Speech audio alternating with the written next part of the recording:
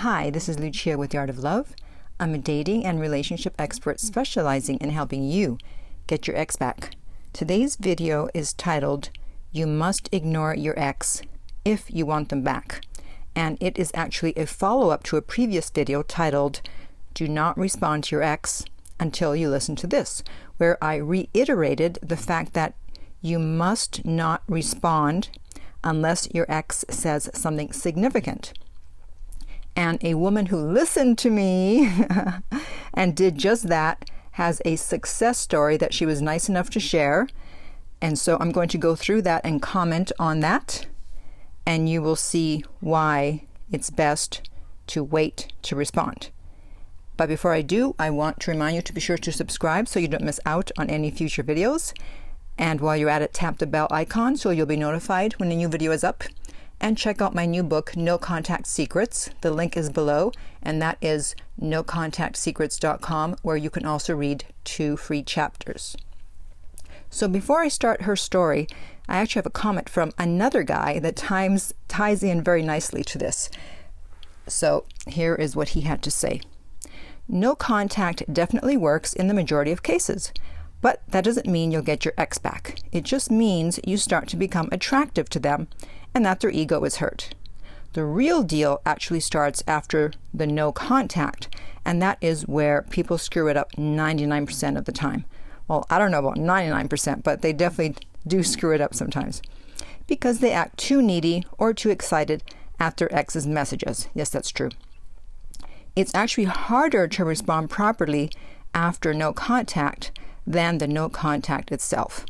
And he has a point there because, in a sense, no contact is easy in that you don't have to do anything. You just have to sit back and wait.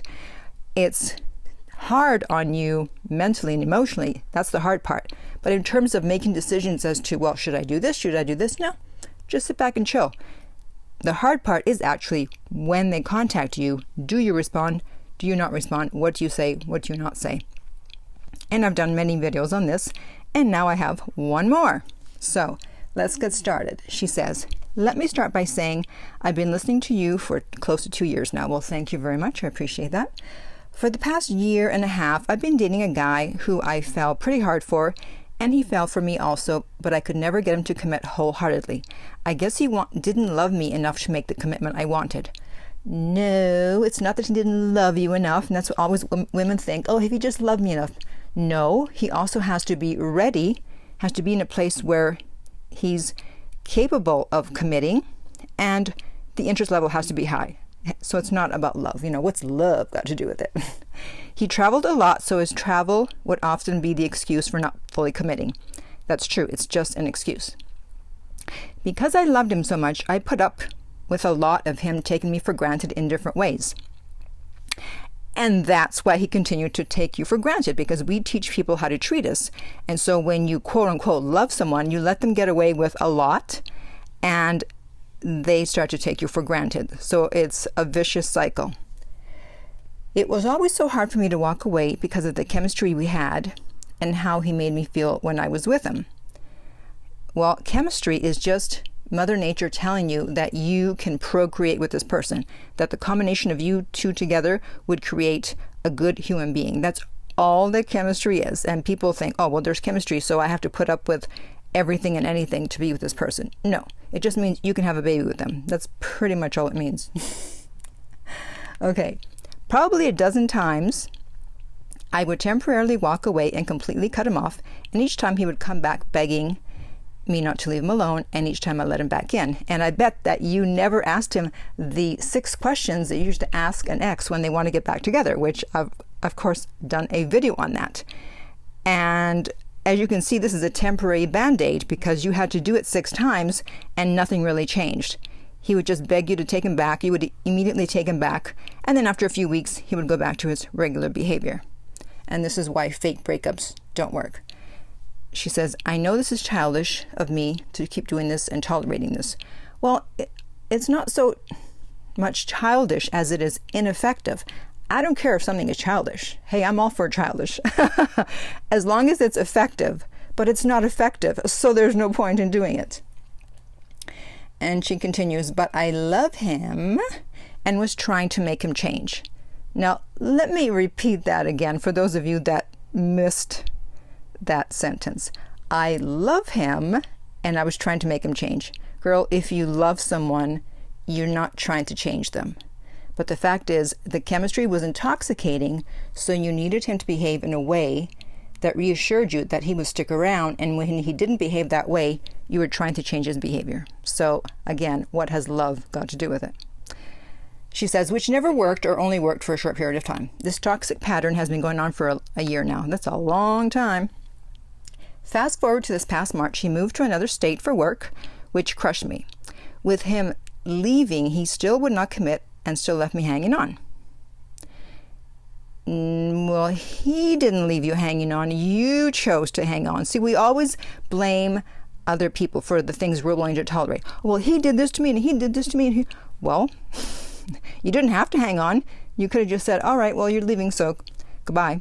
So, this isn't about being on his side. This is about looking at your actions, because you can't change other people. You can only control yourself and change yourself. And in changing and controlling yourself, you change and control others. Moving on.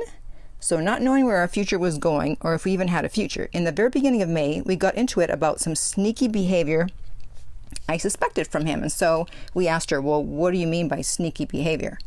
That's a very vague term. And she said, he was being very weird about his response times to me. He was always very consistent with getting back to me and responding right away.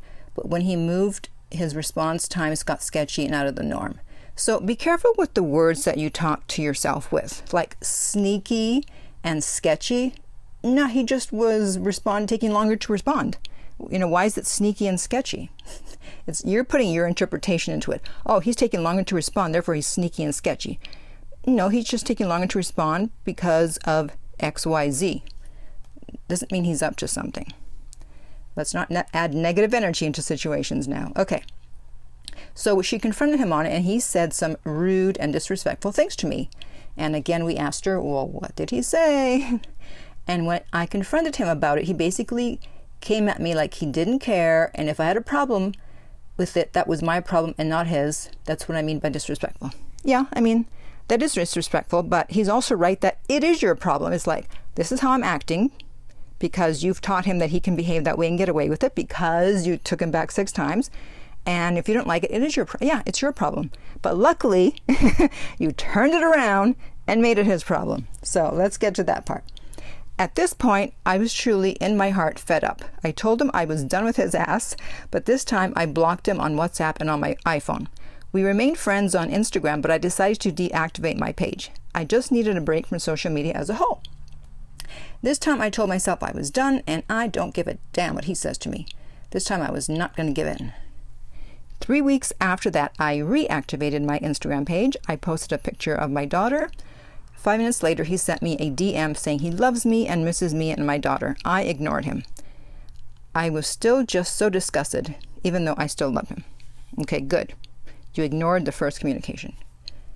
2 days after that, he liked about 9 of my Instagram pictures. I, of course, ignored that. Good. But we see some escalation here, which is nice. On day 39, so there were 30 days that passed between his second reach out and his third. Okay, so it's not always going to be consistent. That's where people freak out. Their ex contacts them once, then a few days later, maybe again. Then they don't hear from them for 30, 40, 50 days, whatever. And they're like, oh no, I lost my chance. Like, no, not necessarily. So on day 39, he sent me another Instagram message asking if I could please unblock him. I ignored that message too. On day 46, he left me a voice message on my work phone saying that he's not doing very well and asking me to please call him because he needs to talk to me. I ignored that too. Wow, you must have been really upset with him, because probably at that point I may have given in. Maybe, just depends, right? Then 2 days later, one of my best friends called me saying that he had DM'd her asking her to please tell me to call him. And this actually annoyed me because I try to keep my friends out of my business, and they didn't even know he and I had stopped dating. So of course now she had 1,000 questions. The next day, I texted him and asked him what he wanted to talk to me about. He called me as soon as I texted him and I answered. I was in disbelief with how desperate he was. Now listen to this. He told me he was miserable and depressed and couldn't sleep. He was very sorry for not committing to me and for the way that he treated me and the neglect that I was shown. He said he was ready to do whatever it took to make things right with me and that he realized I was his soulmate. And look at what made him realize it. The no contact, leaving him alone and then ignoring his messages when he first reached out. He kept asking me if I still loved him, but I told him now I wasn't sure how I felt anymore, even though I was still madly in love with him. Way to go, girl. That's the way to do it. He also said that he wants to buy a house and move me and my daughter in with him. He and my daughter have a great relationship, but of course he would have to do some major proving to me before I would even consider something like that. Good. He's fully all in now and said he's totally ready to commit, and he doesn't care about the distance. Oh, now he doesn't care about the distance. Before it was a problem. Now it's suddenly not a problem, right? Because of his track record, I told him that I need to take it slow and build my trust in his actions. He said that he's willing to do whatever it takes. It's only been 2 weeks and I'm going slow, but his actions toward me have done a total 180. That's great, but it has only been 2 weeks, so I would suggest that you not make any major moves or decisions for at least 3 months. That's right, 3 months. He needs to be consistent over 3 months. Anyone can be consistent over 2 weeks or 1 month, but let's see what happens after 3. He's so sweet and loving toward me and is going out of his way to make sure I feel loved and comfortable. That's fantastic. I wanted to write to you, Lucia, in response to your recent "don't respond to your ex until you listen to this video" as confirmation that really, truly not responding until they say something substantial and show some significant effort is the only way to really show your worth and see the changes in your ex. I know for a fact that had I just responded to him anytime he reached out, I wouldn't have gotten this outcome. That's right. If you do like some other coaches say and always respond, I also agree you would not have had this outcome. He would have continued to string me along, and my value in his eyes would have continued to go down. I appreciate you for your knowledge and for sharing it with us. I remember in one video you said you just have to step out on faith and stick to no contact. That's right. At some point you have to have faith that it's going to work. This time that is what I did, and you finally stepped up. Thank you so much, and please continue to share your gift and advice with us. I will. So, I hope that has convinced you, for you doubters out there still, that you don't just pick up the phone when you hear from your ex or respond to a text unless something substantial is said. And you know what? For the most part, the first time they reach out, they probably won't say something substantial.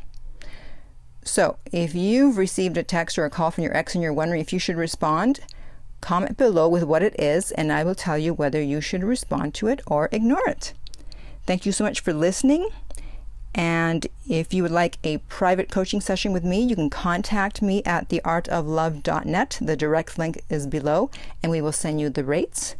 If you are listening on YouTube, remember to like, share, and subscribe. If you're listening on iTunes, I would appreciate if you would rate and review the podcast. And finally, remember that love inspires, empowers, uplifts, and enlightens.